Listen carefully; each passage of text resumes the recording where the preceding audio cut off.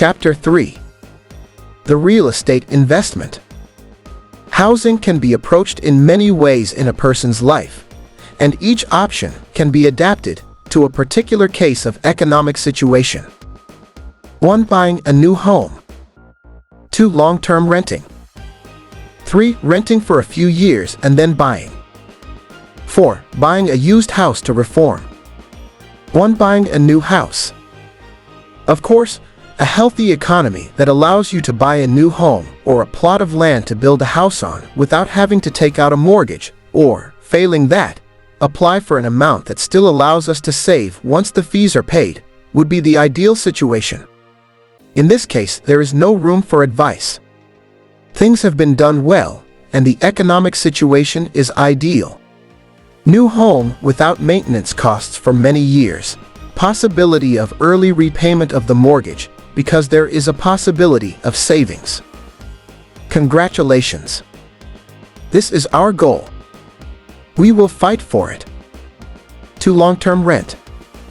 Long-term renting is for some the most financially beneficial option, but in my opinion it is not. The advantages are that there are no amortization costs of the good, nor a financial burden to acquire it, but the disadvantage is the fluctuations in the prices of the rental markets. In the last 10 years, following the boom in vacation rentals sponsored by online platforms such as Airbnb or Booking, many owners have chosen to dedicate their homes to this type of customer who use them for days or weeks, thus obtaining a much higher profit. The most disastrous consequence has been that, as the supply has decreased, the price of the rest of the rental market has risen dramatically, especially in large cities and tourist areas. From this point on, any advantage of renting, due to the absence of financial burdens, has ceased to exist. The monthly rents of many tenants have risen from $400 a month to $800 or $1,000 in some cases, absorbing even a person's entire salary and extinguishing the family's ability to save.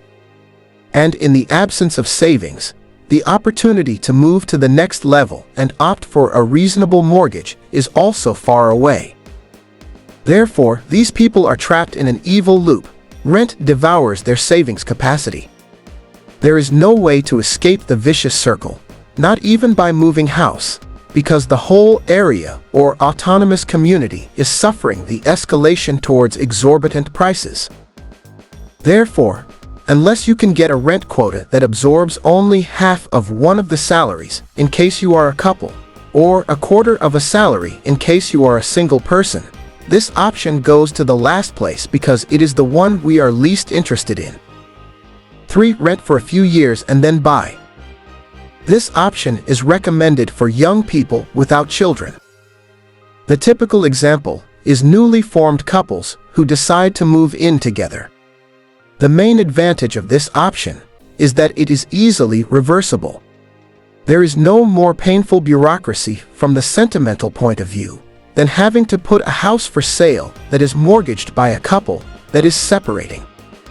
In many cases, the sale will take a long time, unless due to the urgency it is decided to exonerate it for a price lower than the market price. And in the meantime, both members of the couple must continue paying the fees and expenses, having to decide which of the two continues living in the property. The rent during the first years of the relationship, provided that it meets the financial requirements of the second point, is, from a practical point of view, the most advisable. Once the relationship has stabilized, and the couple is considering having or adopting children, moving on to buying will begin to emerge as the most beneficial option. 4. Buying a used house to reform. This is the option that I, based on my experience, recommend to young people more highly. If the situation is favorable, and there has been a previous capacity to save, you can start looking for your new house or apartment. In this case, I will give you a very important piece of advice. Forget appearances. I'm telling you this because I'm going to recommend that your first home is practically in ruins, although not so much that it threatens to collapse, of course. We are going to buy the cheapest thing we can find. And that's where you and your ability to do manual labor come in. You're going to take care of most of the work. Why did I recommend above that you forget about appearances? Because your house is not going to be one of the most beautiful in your circle of friends, but your financial situation will. This point is complicated, because sometimes the opinion of others weighs too heavily in our decisions. Other people who, because of their work or their parents' situation, have been able to buy themselves a new home, may force you to imitate them and try to access an asset for which you have no financial capacity and whose liabilities may sink your chances of prospering forever. The problem with financial peace of mind is that you can't see it. In a circle of friends, there will be all sorts of different situations. Some will have good cars and houses and make others envious. But if, as has happened twice in just 20 years, a cataclysm such as a global financial crisis or a pandemic occurs, they will possibly lose those assets overnight. Others will not have acquired overly ostentatious goods, but neither do they give importance to their ability to save by spending their income on rent, travel, fashion, and restaurants, things that are seen and envied by others. Even they will not get out well in a situation of planetary cataclysm, and surely they will have to return to their parents' house. You, however, have just bought yourself a 50-year-old house that you are going to renovate largely with your own hands, and for which you are paying a quarter of a salary as a mortgage. If your salary is about $1,000, the fee would be $250 a month. This allows you to save $750 each month, which you may have to spend on basic expenses, and the other partner's full salary, for example, another $1,000 a month, not including extra pay. Therefore, you can save about $14,000 a year. After 5 years, you will have $70,000 saved, and you can start paying off your mortgage early, say $1,000 a month. This way, you will lower the quota, and that will allow you to save more, and at the same time, you will stop paying interest to the bank. You will also have to take the decision to contract the mortgage at a fixed or variable interest rate. Since 2015, the signing of fixed-rate mortgages has increased considerably, from 5% to 49%. On the other hand, variable-rate mortgages have decreased.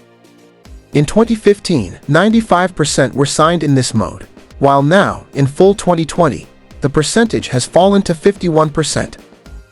These swings are produced naturally by the policy of low interest rates that the European Central Bank is implementing without much success, as a desperate measure to boost the economy.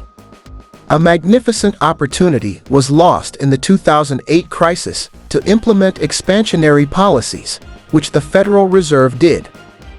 A big mistake that is difficult to solve. With a policy of low interest rates that doesn't seem likely to change in the next few years due, for example, to the COVID-19's deadly blow to the business fabric, the most reasonable thing would be, in principle, to take out a fixed-rate mortgage as everyone does now. But first, let's analyze the advantages and disadvantages of these two types of mortgages. 1. Fixed-rate mortgages. The interest rate will always be the same. The installment is stable.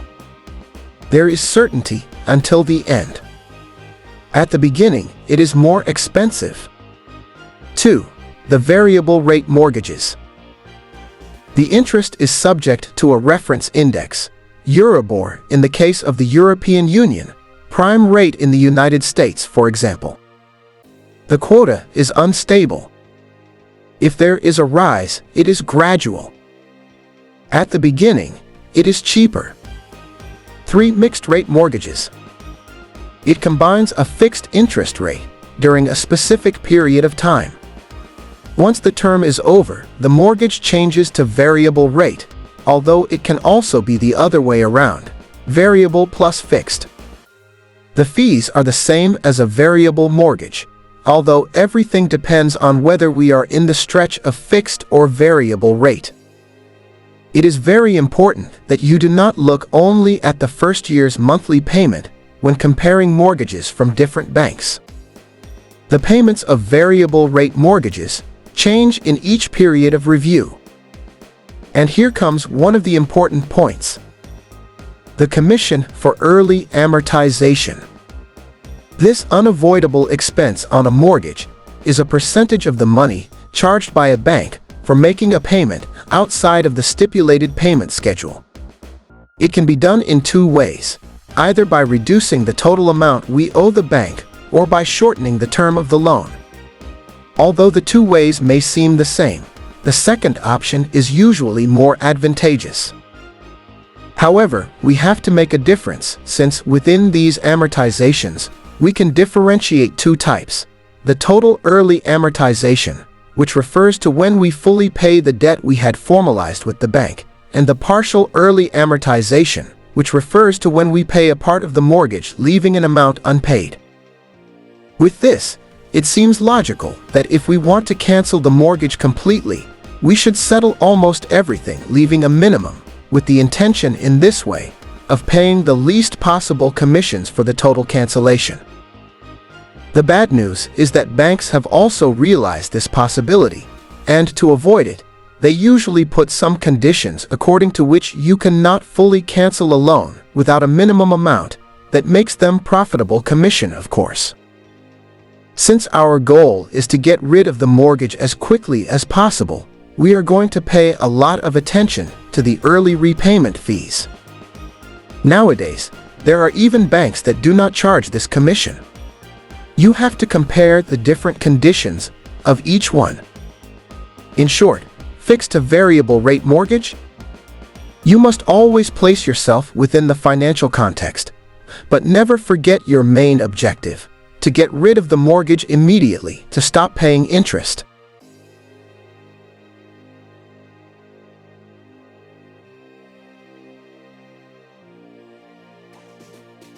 Analyze in depth the different offers of the banks. It is worth dedicating hours of effort, because this is going to be one of the most important financial operations that you will do in your life. Note, as I said before, banks have had 5,000 years to perfect their methods. The signing of mortgages has been disguised as a theatricalization, intended to get the user to ask as few questions as possible. In my specific case, the first mortgage my wife and I signed was not even read. The real estate agent acted as if everything was so simple that if you asked something, you looked stupid. The notary read us a pile of pages almost without breathing, and we couldn't even understand what he was saying. When we left, already happy owners of our mortgage, my wife asked me, "Do you know what we signed?" I'm ashamed to admit that I had to tell her no. The excitement of opening our new and old house did not allow us to focus on the main objective.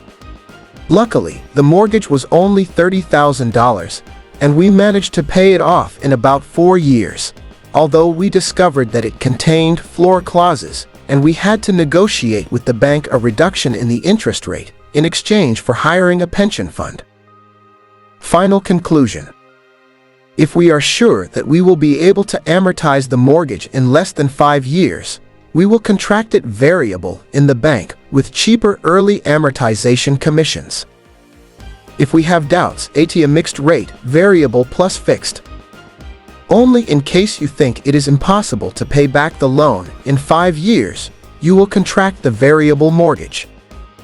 Very good. You are doing everything according to financial logic. You already have the keys to your new house or apartment. You will be very happy in your new home. Here you will form a family or enjoy life as a couple or alone. But after a few days, once the euphoria has subsided, you begin to think about what? This needs to be reformed. I said earlier that you will have to take care of the reforms yourself. Do not be afraid. Things are much easier than they seem. I'll tell you my own experience with my first home. When the 50-year-old house my wife and I bought for $30,000 was built, Godeli was in fashion, a way of painting walls that forms paint drops. The first thing we decided after the purchase was to modernize the walls by eliminating the gotele, and leaving them with a smooth finish. To do this, we called a specialist who, after evaluating the work, detailed how he was going to do it and what material he would use, and gave us a budget of about $3,000. So we already knew how the work was done, and decided to try it ourselves. We bought 2 simple sanding machines, because we weren't going to use them anymore after that, and after removing the excess paint, we smoothed the walls. On the second day, the work was coming along almost perfectly. In the end, we smoothed all the walls in the house, my wife and I, at a cost of about $500 of material, because our work, of course, didn't count. We did it with all the pleasure in the world. This is an example of the things you can do yourself at home that will help you save a lot of money in your early days. Painting, of course, installing parquet, kitchen furniture, tiles. Other more dangerous jobs, such as electricity or plumbing, you'll have to leave to professionals, but there are always people who work for less money than others. Track down your street or neighborhood and ask for someone who does these jobs. Knowing a neighbor who is an electrician or plumber can help you on many occasions and will be much cheaper than calling a professional. Well, this has been the beginning of your real estate life. You're on the right track. You are saving, and the first step you have taken is to apply for a mortgage according to your income, which allows you to live comfortably and pay it off thanks to the surplus. In case of job loss from any cause, illness or world cataclysm, why not? We've had 2 in 20 years. No one will come to your house with the riot police to take you out. You've already laid a solid foundation for the building of your life. The best thing about this situation is that, for the time being, we're not going to take out a mortgage with the bank ever again. Yes, you heard right, you will never mortgage again in your life. And that's the key to your future. Don't pay a penny extra to rich people who drive $100,000 cars, the owners of your bank. There is no other way for a working person or family with an average salary to prosper in life. The only way is this: avoid financial interests. As I said before, a person's financial life is extended to the end of his days. This is a long-distance race in which you may change homes 2 or 3 times. The continuation of your good real estate decisions is quite logical.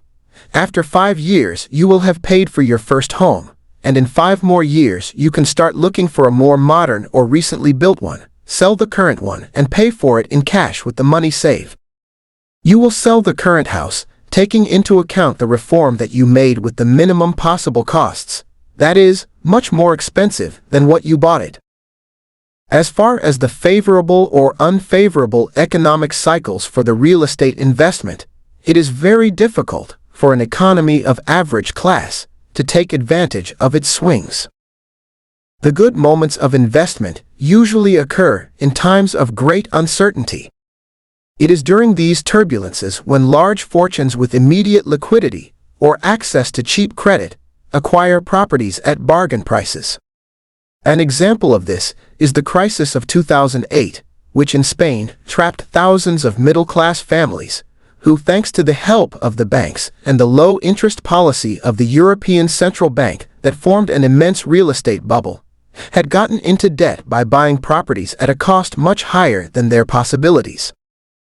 When the bubble burst, thousands of properties were seized or sold desperately by their owners. Prices dropped by up to 50%. The opportunity was very clear. It was necessary to buy a house at that moment, but the lower and middle class was very scared by the news of a possible intervention of the Spanish economy by the European Bank, and the idea did not seem too sensible. And yet it was. A single-family property with a swimming pool in a residential area that was priced at $450,000 in the middle of the bubble could be bought at that time for $250,000. After 10 years, its price went back up to $450,000 and even higher. Of course, I do not expect you to become a real estate speculator or to be able to intuit the good opportunities of the market. We have already said that only the big fortunes have access to these operations, but sometimes, why not? If our economy follows the right steps and at that precise moment of time, our debts are zero and our savings are growing, luck can be on your side. You have to be there. You have to look for the opportunities by being present on stage, ready to act. You have to look for luck, not wait for it to find you.